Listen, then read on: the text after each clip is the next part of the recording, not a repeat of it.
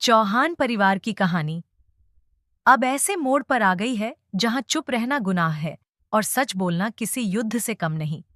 अब तक आप इस कहानी में वसुधा को एक सीधी सादी त्याग और बलिदान की मूर्ति के रूप में देखते आए हैं, जिसने परिवार की इज्जत, अपने प्यार और अपने सुहाग को दांव पर लगाकर हर परिस्थिति में खुद को शांत रखा। लेकिन अब जब सच्चाई सामने है तो वसुधा की आंखों से पर्दा हट चुका है। उसकी चुप्पी अब टूटी है और अब वह रूप सामने आ रहा है जो न केवल मेघा की साजिश को बेनकाब करेगा, बल्कि चौहान परिवार को एक बार फिर टूटने से भी बचाएगा। कहानी की शुरुआत वहीं से होती है जब वसुधा को एक बड़ा और चौंकाने वाला सच पता चलता है। मेघा, जो अब तक सबके सामने खुद को देव की भावी पत्नी के रूप में दिखा रही थी, दरअसल करिश्मा की बहन है। वही करिश्मा जिसने पहले चौहान परिवार को मानसिक और सामाजिक स्तर पर बुरी तरह से झकझोरा था। वसुधा जब मेघा और करिश्मा की बातचीत को सुन लेती है तो उसे पूरा खेल समझ में आ जाता है। मेघा यहां सिर्फ शादी करने नहीं, बल्कि चौहान परिवार को बर्बाद करने आई है। उसकी आंखों में बस एक ही ख्वाब है, इस परिवार को खत्म करके सब कुछ अपना बना लेना। पहले पहल जब वसुधा को ये बातें पता चलती हैं तो उसका दिल टूटता है। वह सोचती है कि क्या वह सच में इतनी बड़ी गलती कर बैठी जो चुप रहकर मेघा को इस घर में आने दे रही है। लेकिन फिर उसे समझ आता है कि अगर वह अब भी नहीं बोलेगी तो इस घर की बर्बादी निश्चित है। वसुधा अब चुप नहीं बैठती। वह सीधा मेघा का सामना करती है और उसे स्पष्ट शब्दों में कह देती है, जब तक वसुधा इस घर में है तब तक कोई भी इस घर की ओर बुरी नजर डालने की हिम्मत नहीं कर सकता। वसुधा का यह बदला हुआ रूप देखकर मेघा चौंक जाती है। अब मेघा भी पीछे हटने वालों में से नहीं है। वह वसुधा को चेतावनी देती है, अगर हिम्मत है तो इस शादी को रोक कर दिखाओ, मैं देव से शादी करके रहूंगी।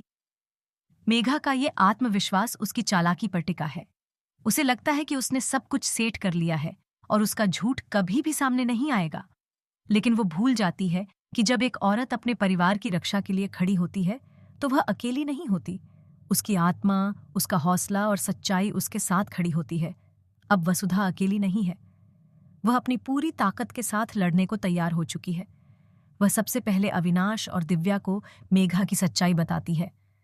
दोनों पहले तो हैरान होते हैं, लेकिन जब वसुधा उन्हें सबूतों के साथ सारी बातें समझाती है तो वे उसका पूरा साथ देने का वादा करते हैं। एक योजना बनाई जाती है। शादी वाले दिन मेघा को मंडप तक पहुंचने ही नहीं दिया जाएगा। इस योजना के तहत अविनाश और दिव्या मिलकर मेघा को एक कमरे में बंद कर देते हैं। मेघा को शक भी नहीं होता कि उसके साथ ऐसा हो सकता है।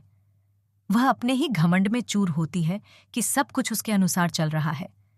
लेकिन जैसे ही मंडप में घूंघट में बैठी दुल्हन आती है तो सबको लगता है कि वह मेघा है, लेकिन वो असल में वसुधा होती है।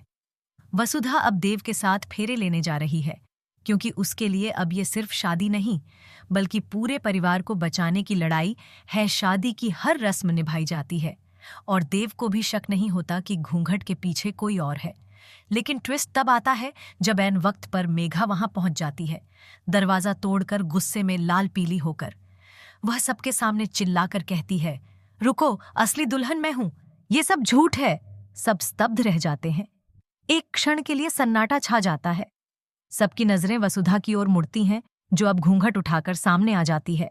अब पूरा परिवार स्तब्ध है। क्या वसुधा ने सच में धोखा दिया? क्या उसने शादी की रस्मों का मजाक उड़ाया? लेकिन वसुधा तुरंत बोल उठती है, अगर ये धोखा है तो उस साजिश के आगे कुछ भी नहीं जो मेघा इस घर के खिलाफ रच रही थी। मैं इस परिवार को बर्बाद नहीं होने दूंगी, चाहे इसके लिए मुझे जो भी करना पड़े। इसके बाद वसुधा मेघा के सारे राज खोल कर रख देती है। कैसे उसने पहले करिश्मा को भेजा था, कैसे वह देव को फंसा रही थी और कैसे शादी के बाद वह पूरे चौहान परिवार को घर से निकालने की योजना बना चुकी थी। सबके सामने एक एक करके सबूत और गवाह पेश किए जाते हैं। अब देव की आंखें भी खुलती हैं और वह अपने फैसले पर पछताता है। वह वसुधा के पास आता है और कहता है, मैंने तुम्हें पहचाना ही नहीं, लेकिन आज तुमने दिखा दिया कि तुम इस परिवार की असली बहू बनने के काबिल हो। इधर मेघा अब भी हार मानने को तैयार नहीं होती। वह वसुधा पर चरित्र पर उंगली उठाने की कोशिश करती है, लेकिन अब पूरा परिवार वसुधा के साथ खड़ा हो चुका है। कहानी अब बदल चुकी है।